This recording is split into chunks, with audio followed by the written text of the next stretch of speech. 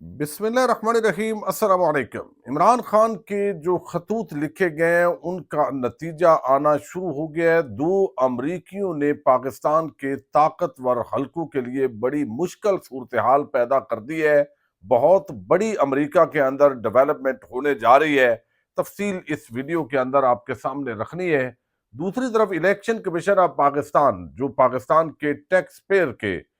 پیسے سے جن کے سارے اخراجات ہوتے ہیں اور جو ان کی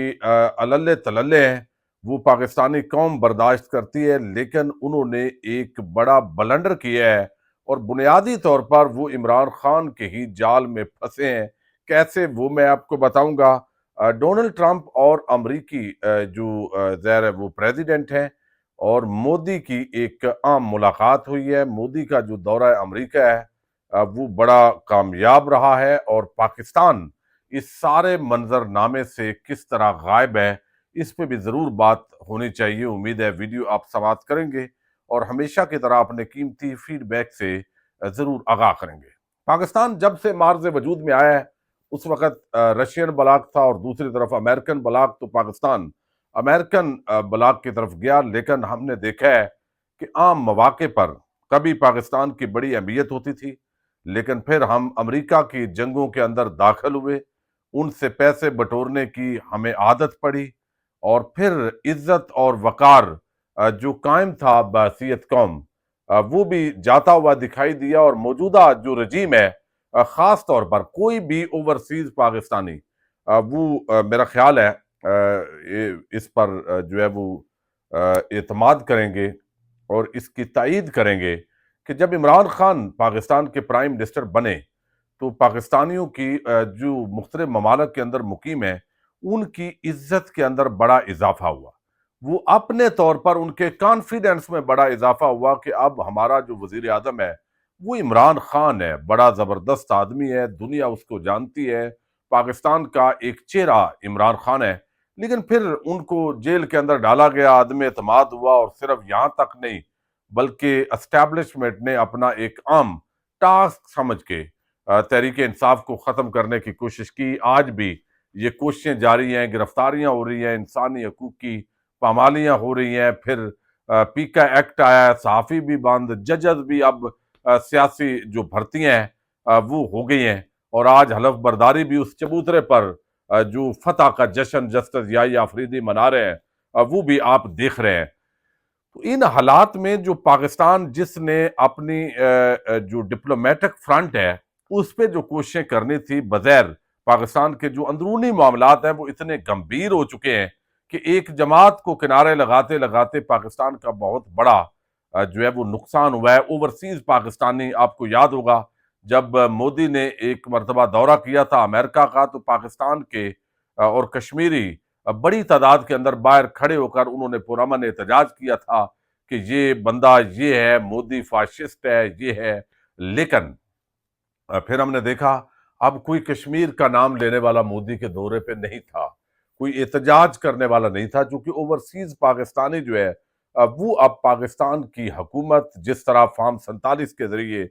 قبضہ کیا گیا وہ اس کو پسند نہیں کرتے۔ ایک طرف بھارت ہے، دوسری طرف افغانستان کے ساتھ معاملات خراب، پھر ایران کے ساتھ ہمارے آپ کو علم ہے تبادلہ ہو چکا ہے آپس کے اندر جو ہے وہ جس طرح ٹارگٹ راکٹ فائر کیے گئے ہیں۔ تو یہ تعلقات جو ہے وہ چائنا کے ساتھ بھی ہمارے دعوے تو ہیں، لیکن اس طرح کے تعلقات بظاہر وہ نہیں ہے، نہ اتنا تیزی سے کام ہو رہا ہے۔ تو ان حالات کے اندر اب کوئی جنگ بھی نہیں ہے کہ ہم کوئی جنگ لڑیں اور امریکہ مجبور ہو جائے کہ وہ ہمیں پشت پناہی کرے، اگرچہ کوئی نئی جنگوں کی جو ہے وہ بات کی جا رہی ہے۔ تو ان حالات کے اندر امریکہ ایک بڑی عالمی منڈی ہے بھارت، اس کی طرف اس کا رجوع ہے۔ وہاں کوئی چونکہ فوج کا ٹیک اوور نہیں ہوتا، سیاسی حکومتیں ہوتی ہیں، اور وہ مسلسل جو ہے وہ اپنے ڈپلومیسی کرتے ہیں، اور بھارت کے لوگ جہاں بھی ہیں، بڑے بڑے بزنس مین ہیں، بڑی کمپنیز دنیا کی وہ بھارت میں آ چکی ہیں، اور اس بنیاد پر بھارت کی اپنی کمپنیز وہ اور مختلف ملکوں کے اندر انویسٹمنٹ کر رہی ہیں۔ تو ایک جو جہاں سے کسی کو کچھ ملنا ہوتا ہے اسی ملک کی اہمیت ہوتی ہے۔ اور آپ دیکھیں کبھی پاکستان اور بھارت ہم آپس میں موازنہ کرتے تھے، اب موازنے کی گیم تو بالکل ختم ہو گئی ہے۔ یک طرفہ طور پر ڈپلومیٹک فرنٹ پہ بھارت اس وقت پاکستان سے سمجھیں بہت اوپر چلا گیا ہے، اور پاکستان میں جو ایک یعنی غیر جمہوری قسم کا ایک حکومت مسلط کی جاتی ہے، اس کے یہ اثرات ہیں۔ بڑا افسوس ہوتا ہے، مودی کی اور جو ٹرمپ کی ملاقات ہوئی، یہ بڑی خوشگوار ملاقات تھی، اس کے اندر بہت سارے ان کے معاملات طے ہوئے ہیں۔ لازمی بات ہے ہم تو کڑ سکتے ہیں، تکلیف ہوتی ہے جب ان حالات کو دیکھتے ہیں۔ اللہ تعالیٰ پاکستان پر رحم کرے، لیکن یہاں پہ ہمارے جو ٹاؤٹ حضرات ہیں وہ روز یہی بتاتے ہیں کہ فوج نے فیصلہ کر لیا ہے، اسٹیبلشمنٹ نے فیصلہ کر لیا ہے کہ عمران خان جو ہے وہ نہیں آ سکتا جب تک وہ معافی نہیں مانگے گا، جب تک یہ نہیں ہوگا۔ اور اس کے حامی بہت سارے ریٹائرڈ، کل منیب فاروق کہہ رہے تھے کہ کئی ریٹائرڈ افسران کے میسز کے اندر داخلے اور گولف کورسز کے اندر داخلے بند کیے گئے، میڈیکل رکے، سب کچھ رکا۔ کیوں رکا؟ جو جماعت یا جس جماعت کا سربراہ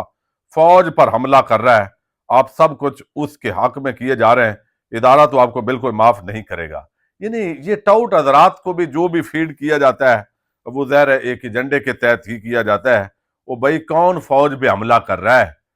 صرف اسٹیبلشمنٹ کو اصلاح کی بات کی جا رہی ہے، اور میرا خیال ہے اس کو فوج پہ حملہ تو یہ ٹاؤٹ حضرات جو ہے وہ قرار دیتے ہیں۔ اور الیکشن چوری کر کے ڈاکہ ڈال کے جو پاکستانی قوم پہ حملہ کیا گیا ہے،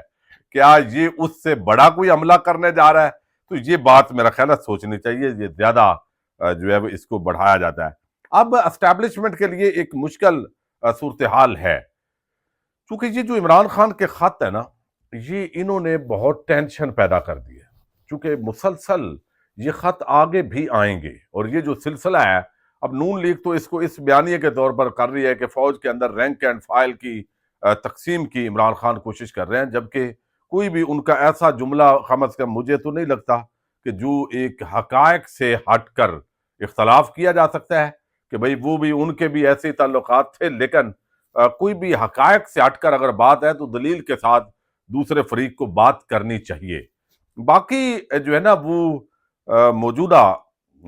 جو قیادت ہے اسٹیبلشمنٹ کی، لازمی بات ہے کہ ان کو اعتماد نہیں ہوگا۔ عمران خان آئیں گے تو پھر ان کے لیے مشکلات پیدا ہوں گی، تو یہاں پہ چونکہ اقتدار اور اس کے لیے بہت کچھ ہوتا ہے تو یہ چیزیں بھی ہو رہی ہیں۔ لیکن امریکہ کے اندر ایک چیز بڑی عام ہے، پہلے تو اوورسیز چند پاکستانی یہ بات کر رہے تھے، لیکن اب جو ولسن ہے، ہاؤس آف ریپرزینٹیٹو کے ممبر ہیں، انہوں نے یہ بات کی ہے۔ یہ بڑی عام چیز ہے اور اس پہ کام بھی ہو رہا ہے، چونکہ ہمارے بہت سارے ملٹری آفیشلز، سول بیوروکریسی، ان کے بچے بھی باہر ہوتے ہیں، دوران سروس بھی کئیوں نے انویسٹمنٹ بھی بیس پہ آپ کو مل جاتی ہے نیشنلٹیز، وہ نیشنلٹیز لے لیتے ہیں اور موجیں ہوتی ہیں۔ جب اقتدار میں ہوتے ہیں، جب قبضے کا وقت ہوتا ہے، اس وقت پاکستانی قوم پر چڑھ دوڑتے ہیں، اور پھر پاکستانیوں کو وہ پبلک پلیس پہ نظر نہیں آتے۔ تو اب یہ جو ہے ولسن جو ہے، جس کو محسن نقوی رام کرنے گئے تھے اور انہوں نے فری عمران خان کا ٹویٹ کر دیا تھا، اب انہوں نے یہ ٹویٹ کیا ہے۔ وہ کہتے ہیں I am grateful to share that I am drafting the Pakistan Democracy Act to ban from the United States those in the Pakistan military government responsible for the wonderful prosecution and imprisonment of Imran Khan. Thank you. اب اس کا مطلب کیا ہے؟ انہوں نے کہا کہ مجھے یہ اعلان کرتے ہوئے خوشی ہو رہی ہے کہ میں پاکستان ڈیموکریسی ایکٹ کا مسودہ تیار کر رہا ہوں۔ یہ کون کر رہا ہے؟ امریکی۔ یہ مسودہ، باقی اراکین اس پر دستخط کریں گے، وہ پھر امریکہ کی جو پارلیمنٹ ہے اس کے اندر جائے گا کہ پاکستان کے اندر جمہوریت نہیں ہے اور اس پہ اسٹیبلشمنٹ رول کر رہی ہے۔ تو وہ کہتے ہیں کہ میں پاکستان ڈیموکریسی ایکٹ کا مسودہ تیار کر رہا ہوں تاکہ ان افراد پر امریکہ میں پابندی عائد کی جائے جو پاکستان میں عمران خان کے غلط طریقے سے قید کے ذمہ دار ہیں۔ امریکی ایوان نمائندگان کے یہ رکن ہیں جنہوں نے یہ سٹیٹمنٹ دی ہے، اور وہ کہتے ہیں کہ اس کے اندر بنیادی طور پر یہ کون کر رہا ہے؟ وہ کہتے ہیں کہ یہاں پابندی لگائی جائے، ban from the United State those in the Pakistan military government responsible for the wrongful. تو یہ فوجی حکومت ہے، وہ کہتے ہیں پاکستان کے اندر جو عمران خان کو انہوں نے غلط قید کیا ہوا ہے۔ اب کسی دیکھیں امریکی کا پاکستان کے اندرونی معاملات میں مداخلت کی سپورٹ نہیں کی جا سکتی اس وقت جب پاکستان کے اندر عدلیہ آزاد ہو، میڈیا آزاد ہو، جب پراسیکیوشن آزاد ہو، ادارے آزادی سے کام کریں، تو کوئی بھی اس چیز کی حوصلہ افزائی نہیں کر سکتا۔ لیکن جب پاکستان کے تمام ادارے جہاں سے کسی کو ریلیف ملنا ہے اس کو باندھی بنا لیا جائے، اور وہاں پہ جو اپوائنٹمنٹس ہیں جہاں سے انصاف ملنا ہے وہ مرضی کی آئینی ترمیم، پہلے جعلی پارلیمنٹ، اس کے ذریعے پھر جعلی ترامیم اور قانون سازیاں، پھر مخصوص نشستوں کے فیصلے پر عمل درآمد نہیں ہونے دیا گیا، سینیٹر نہیں آنے دیے گئے، ہاؤس پورا نہیں ہے، اور زبردستی 26ویں آئینی ترمیم، اس کے لیے لوگوں کو اٹھانا، مجبور کرنا، خرید و فروخت کرنا، اور پھر اس کے ذریعے ججز کی ایسی متنازع تعیناتی کہ جو انصاف کا راستہ روک کر رکھ دے عام لوگوں کے لیے یا تحریک انصاف کے لیے، تو پھر اور کوئی راستہ، اور لوگ پرامن احتجاج کریں تو ان پہ گولیاں چلا دیں، تو لوگ کیا کر سکتے ہیں؟ تو اب اس لیے اس کو بڑی پذیرائی مل رہی ہے۔ اب صرف اس نے نہیں بلکہ یہ اب دیکھیں نا، زلمے خلیل زاد ہیں، وہ پاکستان اور ایشیا کے معاملات بڑا عرصہ دیکھتے رہے ہیں، اور وہ کہتے ہیں I advise the Pakistan establishment to take congressman Wilson initiative seriously and to release Imran Khan now. اور وہ کہتے ہیں میں تو ایڈوائز کر رہا ہوں پاکستان، جو زلمے خلیل زاد ہیں،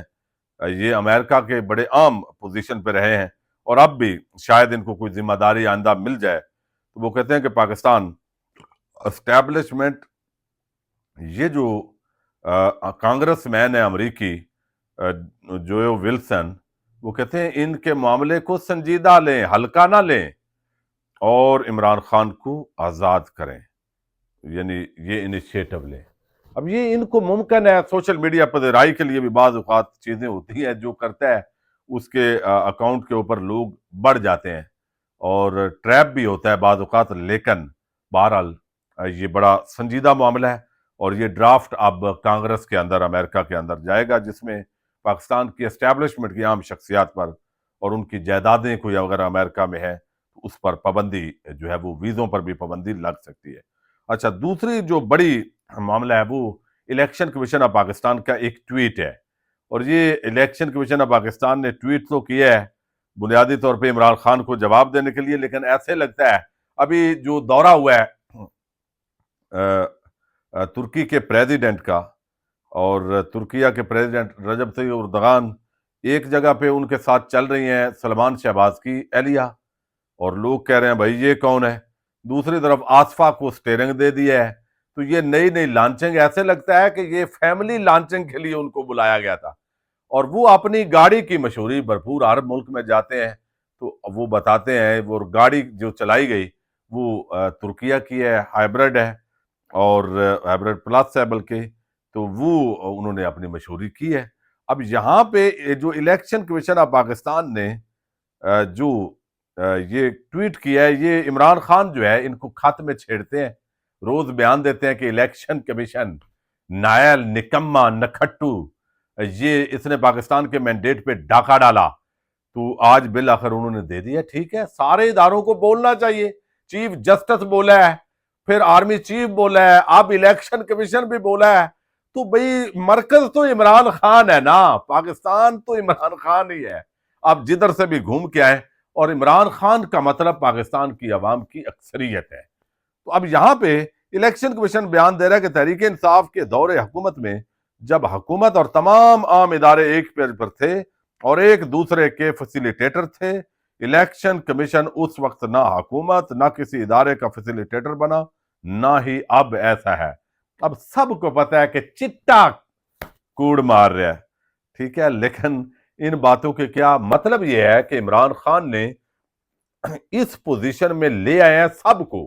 کہ بندہ جیسے غصے میں ہوتا ہے نا تو سارے اس کے بعد رد عمل کا اظہار کرتے ہیں، تو عمران خان تو چاہتے ہی یہ ہے